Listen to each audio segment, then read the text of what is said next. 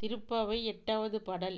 கீழ்வானம் வெள்ளென்று எருமை சிறுவீடு மெய்வான் பரதனகான் மிக்குள்ள பிள்ளைகளும் போவான் போகின்றாரை போகாமல் காத்துன்னை கூவுவான் வந்து நின்றோம் கோது களமுடைய பாவாய் எழுந்திராய் பாடிப்பறை கொண்டு மாவாய் பிளந்தானை மல்லரை மாட்டிய தேவாதி தேவனை சென்று நாம் சேவித்தால் ஆ ஆ என்று ஆராய்ந்து அருளேலோர் எம்பாவாய்.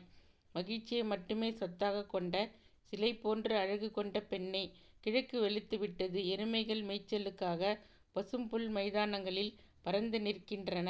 அநேகமாக எல்லா பெண்களும் நீராடுவதற்காக வந்து சேர்ந்து விட்டார்கள். அவர்கள் உடனே குளிக்கப் போக வேண்டும் என அவசரப்படுத்துகிறார்கள். அவர்களை உனக்காக தடுத்து நிறுத்திவிட்டு உன்னை கூவி கூவி அழைக்கிறோம்.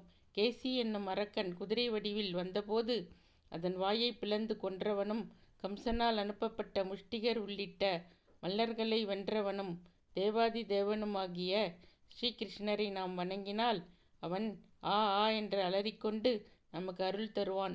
பெண்ணே, உடனே கிளம்புவாயாக.